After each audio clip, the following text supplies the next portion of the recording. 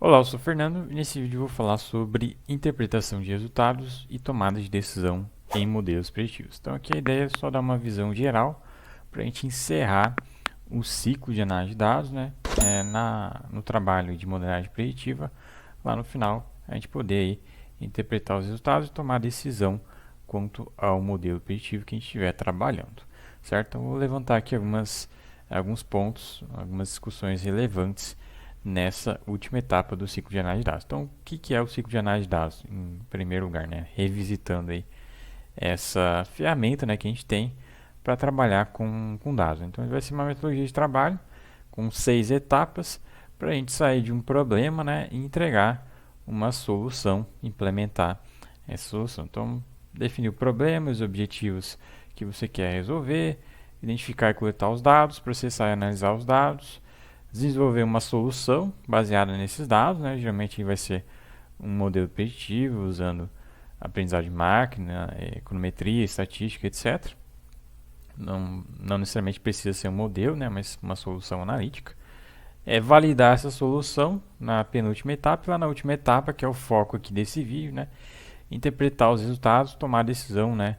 Quanto à implementação dessa solução, certo? Então, aqui a gente está preocupado em destrinchar, né, e detalhar um pouco mais essa última etapa. A gente já teve várias oportunidades aqui nesse espaço de abrir aqui essas outras etapas, tá? Então vamos focar nisso agora. Então vamos começar aqui entendendo quais são os resultados que um modelo preditivo geralmente entrega, né, para você quando está trabalhando aí com modelagem preditiva. Então são pelo menos 3 aí resultados de interesse que você vai ter de um modelo preditivo, seja aí para tarefas de regressão, seja para tarefas aí de classificação. Então, o primeiro é a previsão. Previsão, o que é? A previsão é um valor ali pontual, né? Então, se for uma variável numérica que você quer prever, vai ser ali um número que o modelo vai te entregar, uma estimativa de um número para essa variável de um evento aí de interesse. Se for um problema aí de classificação, vai ser aí a categoria, né? A classe da variável que o modelo ele vai te entregar. Então, é um valor pontual, né, a previsão. Então, eu coloquei aqui 2 exemplos. Ó. Então, no caso aí de previsão de inflação. Então, imagine aí que o modelo previu que o IPCA, nesse ano, ele vai terminar aí, vai encerrar o ano em 5%. Então, uma previsão pontual, essa variável está prevista para encerrar o ano em 5%. No caso aí de classificação, então imagine lá que um cliente bancário, ele forneceu as suas informações para o banco. O banco aí rodou um modelinho de aprendizagem máquina dele e viu ali que, de acordo com as informações, esse cliente aí é possivelmente um mal pagador. Então, classificou o cliente como mal pagador. Então, um valor aí pontual, né, que a gente chama de previsão. A gente também vai ter como possível outro resultado de modelo. Alguns modelos têm, outros modelos não têm. É mais comum para variáveis numéricas, né, os modelos que tratam desses casos, ter esse resultado, que é o intervalo de confiança, que é uma coisa um pouco mais abrangente do que um valor pontual. Né? Então, é uma faixa de valores, né, que vai te dar uma noção aí de incerteza, de risco associado à sua previsão pontual, certo? Então, por exemplo, a gente, ao invés de prever que o IPCA vai encerrar o ano em 5%, eu posso fornecer a informação da seguinte forma. O modelo prevê que o IPCA vai encerrar o ano entre 4,5% e 4,5% e 5,5%, por exemplo, certo?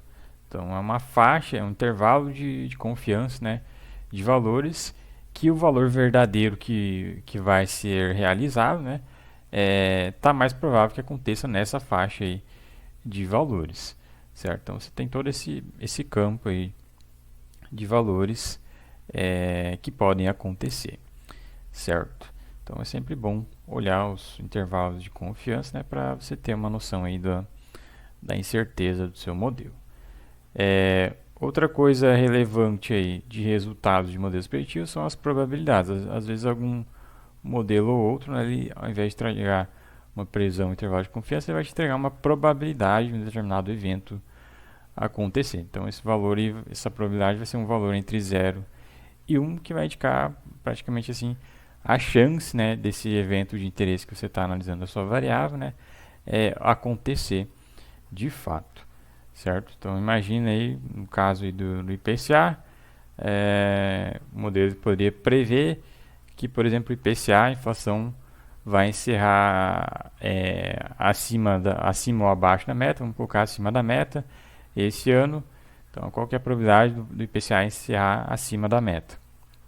A gente poderia prever, por exemplo, 75% de probabilidade de encerrar acima da meta, certo? Então, seria um outro resultado de um modelo preditivo.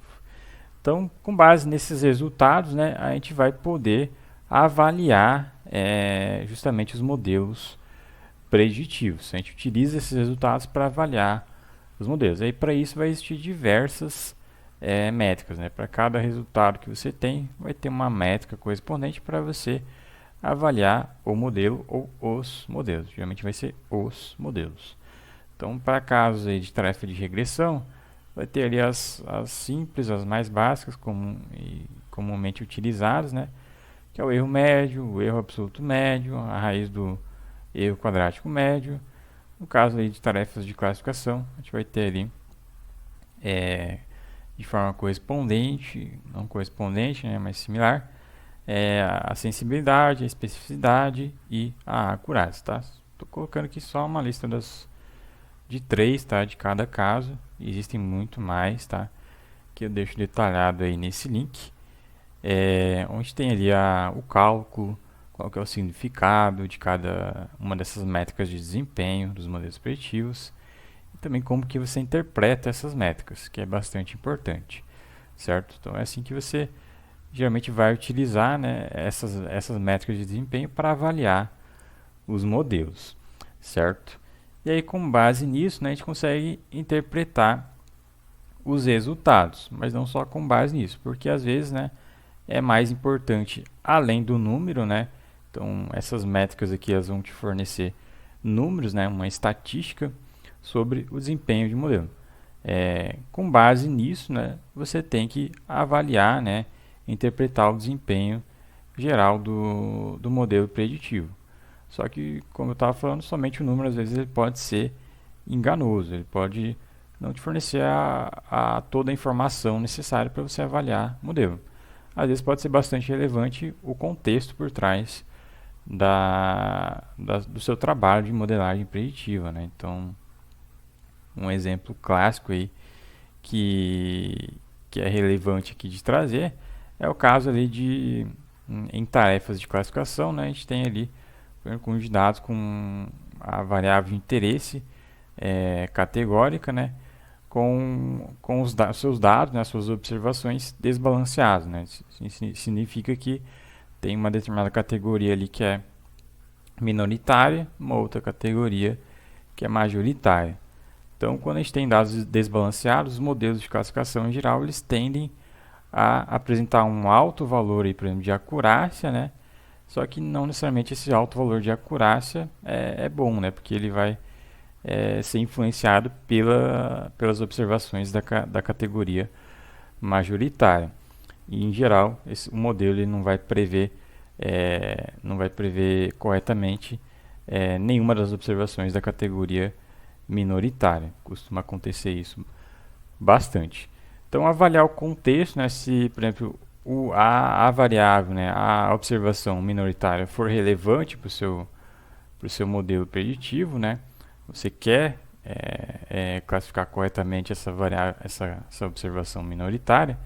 Se isso for relevante para a sua modelagem preditiva, né, então essa métrica de acurácia ela vai ser praticamente inútil para você. Você vai ter que avaliar por outras métricas, certo? Então, avaliar o contexto, esse é o ponto aqui. E também avaliar somente com base nos números, né, com base nessas métricas, né, pode esconder alguma informação também relevante. Então, é importante você visualizar também os resultados do modelo, né? Então, o modelo te entregou ali valores previstos, compare esses valores previstos em um gráfico de dispersão, por exemplo, com valores observados. Às vezes no gráfico você pode ter uma noção muito diferente, né, de um determinado padrão das previsões do que você tem ali nas métricas, tá? Então, dito isso, lá na última etapa dessa parte do ciclo de análise de dados, a gente chega então na tomada de decisão. E aqui eu coloco a tomada de decisão em dois segmentos, né? Vamos dizer assim, dois perfis de atuação dentro de uma empresa. A pessoa técnica, né, que vai ser ali o cientista de dados, analista de dados, que está desenvolvendo o modelo preditivo, ele geralmente vai tomar a decisão com base nas métricas de desempenho, né? Então, coloquei aqui um exemplinho aqui didático. Então, a gente tem 3 modelos, A, B e C, 2 métricas de desempenho. É métrica 1, métrica 2. E aqui os valores dessas métricas. Quanto mais próximo de zero, mais acurado é o modelo, certo? Então, aqui a gente tem que o modelo C é o menos acurado, os modelos A e B são os mais acurados. Pela métrica 1, o modelo mais acurado é o A. Pela métrica 2, o modelo mais acurado é o B, certo? Então, aí vai chegar aí no ponto de decisão, né, que o cientista, o analista de dados, vai ter que decidir qual modelo ele deve utilizar, né, para produzir previsão de fato fora da amostra, certo? Então, não necessariamente o profissional precisa escolher um modelo, né? Então, vai depender também do contexto. Às vezes não precisa escolher um modelo, você pode escolher 2 modelos, por exemplo. Trabalhar com uma solução que é uma combinação de modelos, né? Então, você pega ali o modelo A e o modelo B, utiliza esses 2 modelos para produzir previsão, né? Uma previsão combinada fora da amostra. Ou então, você vai ter um outro caminho, né? Que primeiro escolher a métrica e depois escolher o modelo, né? Então, se você já tem uma clareza, se você consegue interpretar bem a métrica de desempenho, né, as métricas de desempenho, você pode escolher a métrica que é mais do seu interesse, certo? Que faz mais sentido para o contexto. Por exemplo, a métrica 1. E aí, com base na métrica 1, você escolhe o modelo. E aí, nesse caso, seria o modelo A, porque ele é o mais acurado. Mas se a métrica 2 faz mais sentido, você escolheria o modelo B, por exemplo, certo? Então, essa é a decisão técnica, certo? Com base na performance, no desempenho do modelo. Aí também vai ter o segundo segmento, né, que vai envolver um perfil diferente do perfil técnico, que é o perfil aí de negócios, né? Então isso geralmente vai estar numa hierarquia mais acima aí da empresa, onde o objetivo não vai ser somente avaliar a performance em termos de acurácia do modelo preditivo, vai ser também associar esse modelo preditivo ao custo que ele vai trazer para a empresa ou ao lucro, né, que ele vai gerar para a empresa. Então, o objetivo, geralmente, dessas pessoas, né, que vão estar envolvidas, geralmente, no processo de tomar a decisão, é maximizar o lucro, né? Então, aqui na tabelinha, eu coloquei 2 novas informações que podem ser relevantes, né, nesse processo. Então, por exemplo, custo de treinamento, custo de deploy e publicação do modelo. Poderia ter N outros custos, outras variáveis relevantes para essa tomada de decisão, que eu coloquei só 2 exemplos aqui didáticos. Então, se a gente fosse analisar somente com base nos custos, o modelo mais barato seria o modelo C, que é o modelo menos acurado, certo? E os modelos mais caros de implementar seriam os modelos A e B, que são os modelos mais acurados, certo? Então, aí entra novamente o que eu estou frisando, né, que é o contexto.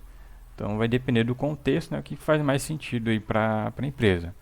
Se é minimizar o custo, então, de repente, o modelo C pode fazer mais sentido de ser implementado. Se é trazer a melhor acurácia possível, aí, de repente, você vai ter que escolher uma métrica, priorizar essa métrica para escolher o modelo, certo? Então, tudo vai depender, né? Se eu pudesse resumir tudo que eu falei, tudo vai depender do contexto, né?